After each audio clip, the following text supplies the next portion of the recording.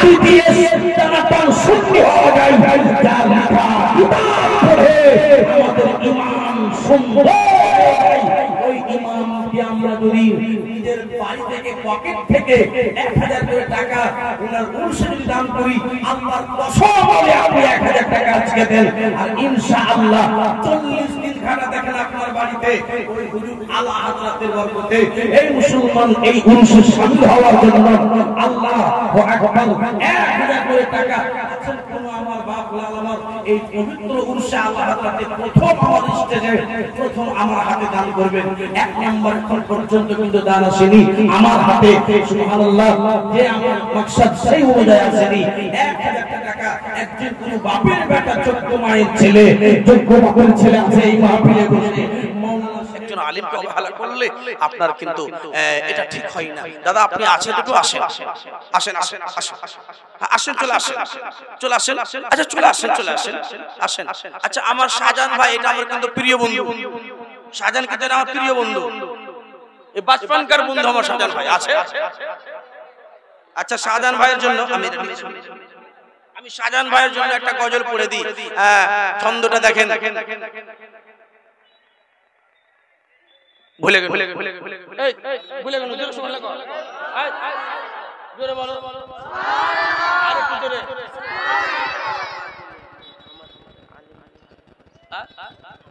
আহারে সোনা আমার লাল, দেখেন মা দিয়েছে, মা দিয়েছে, জামাটা দোয়া করে দে তুই যেন একজন মুফতি হতে পারিস, ভালো যোগ্য আলিম হতে পারিস। মায়ের দোয়া বড় দিল থেকে দোয়া। একটা কথা মনে পড়ে গেল, মুফতি সাহেবের কাছে আরজি করে একটু সময় চাই। হযরত मैं गया था रामपुरहाट जलसा, এরকম জালসা করছি, বাপ শুনবেন একটু শুনুন। জালসা করছি আর একটা বুড়ি শাহজাহান 4000 টাকা কই, আমি কি এখানে ডাকছি? আমি তো 4000 টাকা দিলে 4000 টাকাই নেব, আপনি যা যেমন খুশি তাই নেব। কিন্তু আমি দেখেন এটা বন্ধুত্বের ব্যাপার, হযরত বন্ধুর ব্যাপার। একটু আসতে গেলে মন খুলে একটু আপনাকে আমি দেখতাম, আপনি আমাকে দেখবেন, ইনশাআল্লাহ দোয়া হবে। জি জি জি, চেহারা দেখুন আমি সওয়াব হয়, আপনি আমাদের চেহারা দেখুন, এখানে আলিম ওলামা বসে আছেন, চেহারা দেখুন সওয়াব হবে। এটা কোনো বানাওয়াতি কথা নয়, আপনি আসুন একটু দেখা সাক্ষাৎ করে সমস্যা করে চলে যান। আপনি 4000 টাকা দেন, অসুবিধা নাই। আমি 1 টাকা চাইবো না আপনার কাছে, আমি কসম বললাম আমি 1 টাকা আপনার কাছে চাইবো না, আমি 1 টাকা চাইবো না আপনার কাছে। আপনি আসেন। কই শাহজাহান ভাই, দেখেন আমি কিন্তু কসম করে দিয়েছি, তবু আপনি আসবেন না। যাই হোক, এবার গজলটা শুনলেন, তারপরে ইনশাআল্লাহ যে কথাটা বলছিলাম এই কথাটা বলে আমার বক্তব্য দিকে নিয়ে যাব। জোরে বলুন সুবহানাল্লাহ। আরে যাব না মিল পায়া উসে মুরগা তো কওয়া খা লিয়া, अरे जाबो ना मिल पाया उसे मुर्गा तो कौवा खा लिया, अरे जाबो ना मिल पाया उसे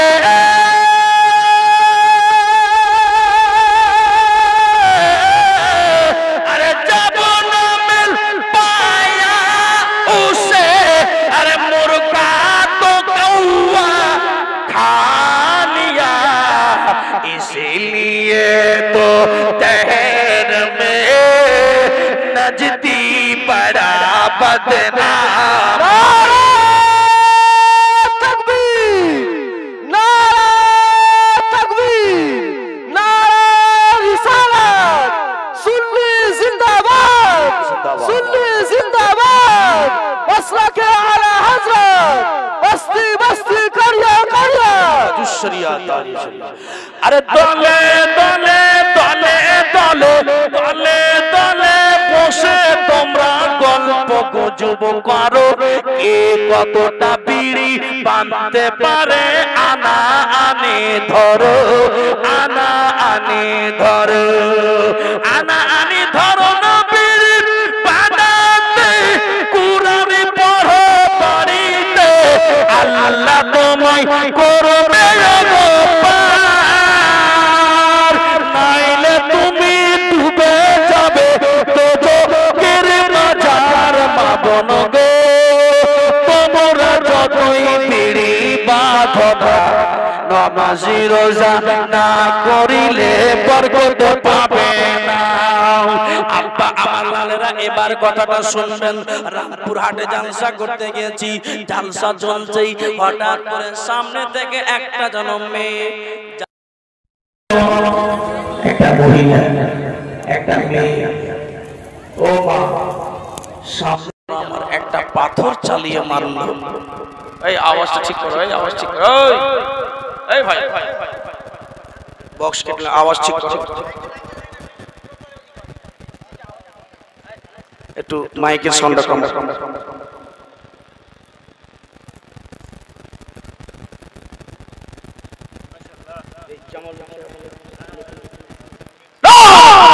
এই শাহজাহানের ভাই তো সুবহানাল্লাহ,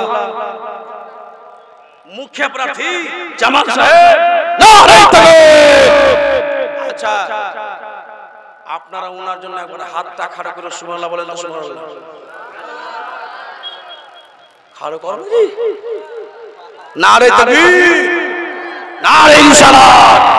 5000 টাকা দাতা ওরে জামাল সাহেব।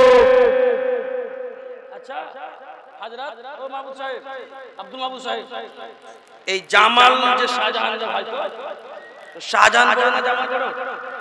শাহজাহান বড় তো এই মাইকটা ঠিক করো না ভাই, কি এরকম করছো? আচ্ছা যখন শাহজাহান বড় তো শাহজাহান ভাই ফের 5000 টাকা দিল না? টাকা আমি কিন্তু খোদার কসম চাইবো না আপনার কাছে, টাকা চাইবো না আপনার কাছে, টাকা লিবই না, আপনি দিতে গেলেও নিব না।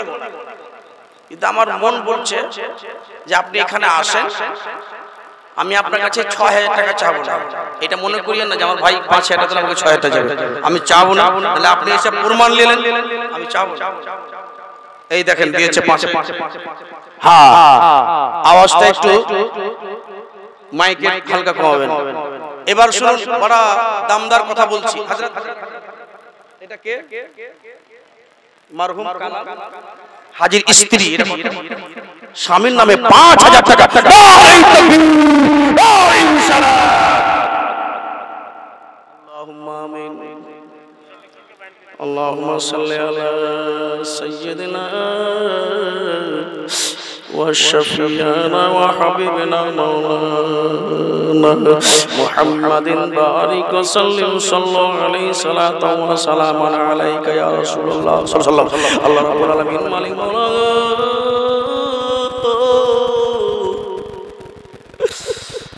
আল্লাহ তোমার পবিত্র শোভাতে আল্লাহ তোমার হাবিবের শোভায় আল্লাহ 5000 টাকা আল্লাহ একজন আমার মায়ের নামে দান করেছে আল্লাহ, একজন শফিকুলের বোনের নামে আল্লাহ আল্লাহ টাকা দান করেছেন মাওলা খোদা।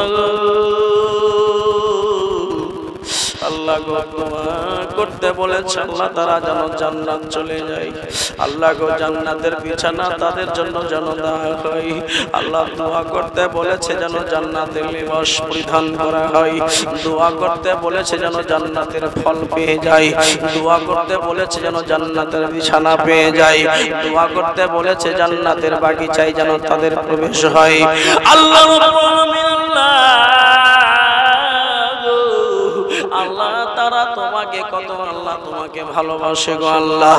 আল্লাহ তারা বলেছে যদি দোয়া করো আল্লাহ যদি কবুল করে নাই, আল্লাহ গো তোমাকে মানে, আল্লাহ গো তোমাকে বিশ্বাস করে আল্লাহ সেই মাওলা গো তাদের এটাই আশা। দোয়া করতে বললাম মুর্শিদ আলা হযরতে আশিকে নবীর মাহফিলে আল্লাহ গো দোয়া যদি করতে বলি তো আমার আল্লাহ হয়তো কবুল করে নেবে মাওলা গো।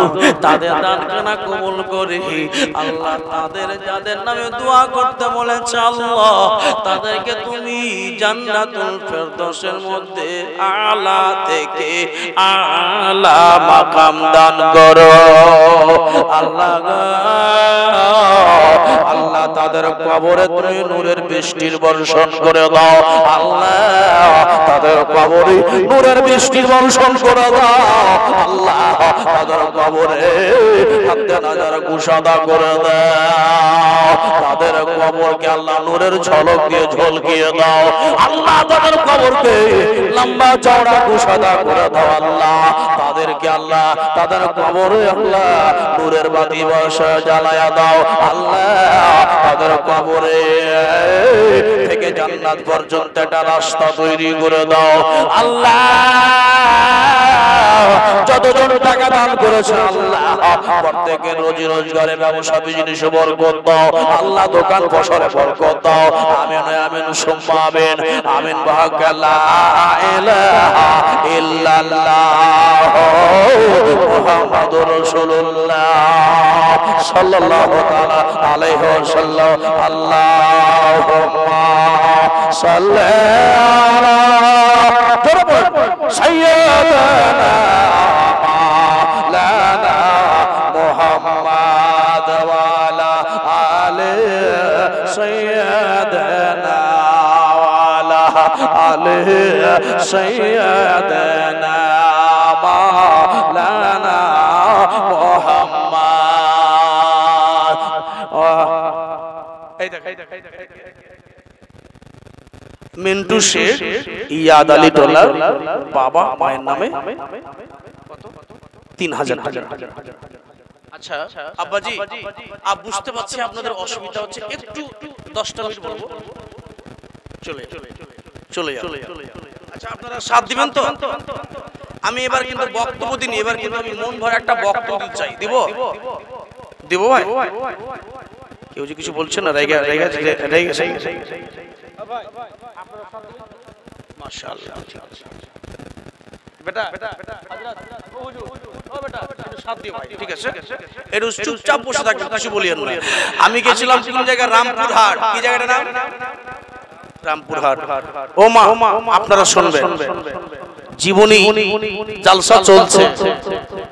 বসে যান চাচা, ओ चाचा कम चलो बैठ जाइए आप लोग चुपचाप रहिए थोड़ा। तो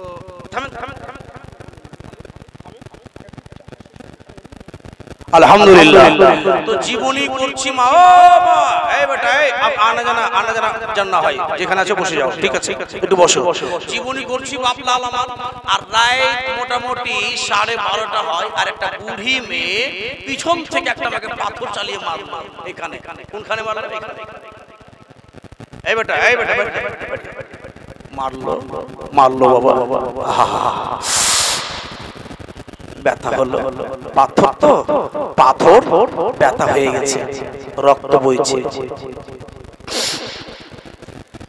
জালসা বাবা ভঙ্গ হয়ে গেল। জালসা ভঙ্গ হয়ে যাওয়ার পরে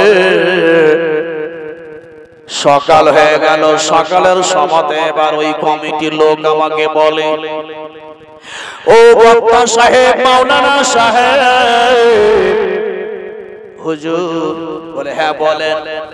বলে গত রাত্রে একটা মেয়ে আপনাকে পাথর মেরে দিয়েছিল, তার জন্য জালসাটা ভঙ্গ হয়ে গেছে। ওই রাত্রের জালসাটা আজকে রাত্রে করে দিতে হবে। আমি বললাম ভাই আজকে রাত্রে জালসা করা হবে না। এ ভাইয়া আজ রাত জালসা আপনাদের করে দেব না। বলে কেন করে?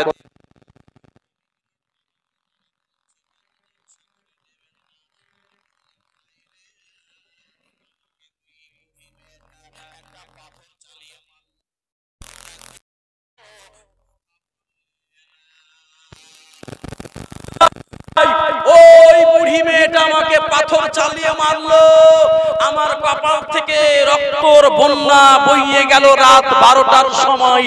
আর তোমরা ওই বুড়ি মেয়েটাকে একটা কোনো রাগ গোসা করে একটা কথা বললে না। তো আমাকে মারা কি বুড়িটার ভালো হয়েছে? তোমরা কেউ বুড়িটাকে একটু রাগলে না, গোসা করলে না বুড়িটার উপরে? ধ্যান দিবেন, বড় বুঝার কথা বলছে। ও ভাই, ও দেখেন এবার কমিটির লোক আমাকে মা আপনারা শুনবেন না, কমিটির লোক আমাকে বলছে হুজুর বুড়ি মেয়েটা আপনাকে যে মেরেছে একটা পাথর, এটা কোন জায়গার কথা? রামপুরহাট। তো জীবনী যে গত রাত্রে করলাম আর আমাকে পাথর চালিয়ে মারলো, এই ছেলে এই ছেলে আওয়াজ নাই বেটা, লাল আমার কলে, এই বেটা এই ছেলে, 5টা বেটি আছে প্রত্যেকটাকে জামাই করব, ওটা কেউ কোনো কথা বলবে না। তো কি বলছিলাম, রামপুরহাটে জালসা চলছে, গত রাত্রে এখানে একটা পাথর মারলো বুড়িটা আর আমার কপাল দিয়ে রক্ত বের করলো, তোমরা কেউ কিছু বললে না, তোমাদের এখানে জালসা করবো না, চলে যাবো। কমিটির লোক বললো বলে হুজুর লম্বা একটা কাহিনী আছে, মেয়েটার একটাই বেটা যার নাম হলো আব্দুল গফুর। কি নাম? মেয়েটার একটাই বেটা যার বেটাটার নাম হলো আব্দুল গফুর। বোম্বাই গিয়েছিল, বোম্বাই গিয়ে খাটতে গিয়েছিল, আসার পথে ঈদের কয়েকদিন আগে মাকে ফোন করে, মা গো আমি বাড়ি যাচ্ছি গো মা, যদি আপনার জন্য কোনো দরকার লাগে, আপনার জন্য কোনো প্রয়োজন যদি জিনিস লাগে তো বলবেন গো মা। মা বলল বেটা রে আমার জন্য কোনো দরকার নাই বেটা, তোমার আব্বার জন্য একটা পাঞ্জাবি পায়জামা নিয়ে নিও, ঈদের দিন আসছে সামনে, ঈদের নামাজ পড়ে নেবে। বাবা পাঞ্জাবি পায়জামা নিয়ে নিয়ে যেন বেটা আব্বার জন্য পাঞ্জাবি পায়জামা নিয়েছে।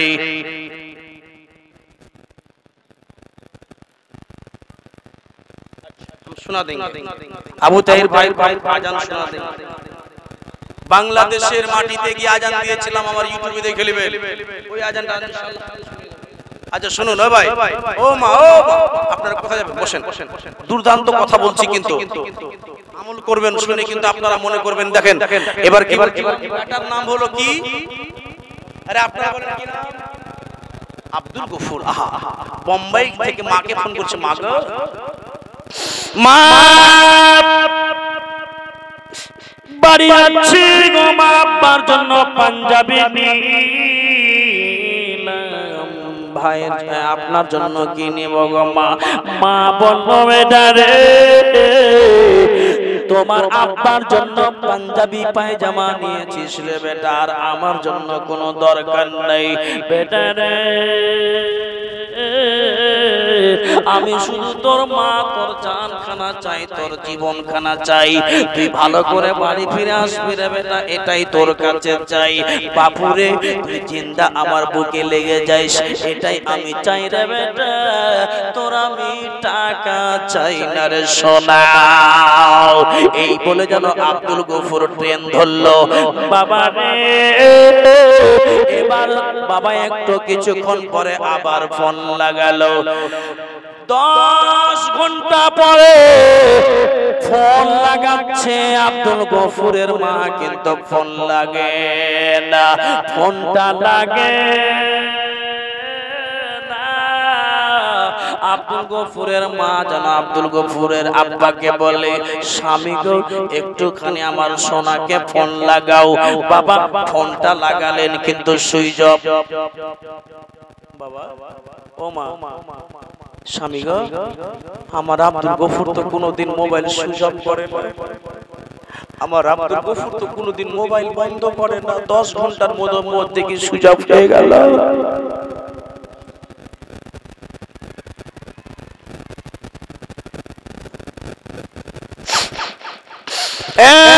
আব্দুল গফুরের মা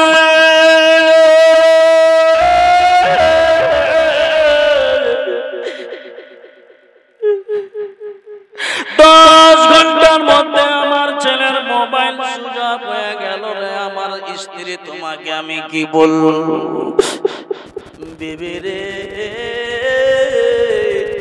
ছেলের মোবাইল সুইচ অফ হয়ে গেল, ট্রেনের ব্যাপার। যারে বিবি যা রাত্রে একটু মন দিয়ে ঘুমারে বিবি, সকাল হবে আবার ফোন লাগাবো, সকাল হবে আবার যেন ফোন লাগাবো। বাবা এবার যেন দিন চলে গেল, মায়ের কলেজা যেন ছটফট করে। ও মা গো, মায়ের কলেজা যেন ছটফট ছটফট করে। ও স্বামী গো, ছেলের মোবাইল চালু না বন্ধ এটা পরের কথা, কিন্তু একটা কথা বুঝতে পারলাম না গো স্বামী। বলে হ্যাঁ রে বিবি বলো। বলতে লাগলেন স্বামী গো, আমার কলেজা, আমার দিলের কলেজা খানা যেন আছাড় ধাপাড় করে, আমার রাত্রে ঘুম হয় না, আমার যেন অন্তরখানা যেন জ্বলে যায়। আচ্ছা শুনেন কি বলছে স্বামী। তখন বলছে বিবিকে, বিবি রে কথা তো সত্য, তোমার কলেজা কেন জ্বলছে? বসুন, বসে যান, বসে যান। এই ভাই আমার মাস্টার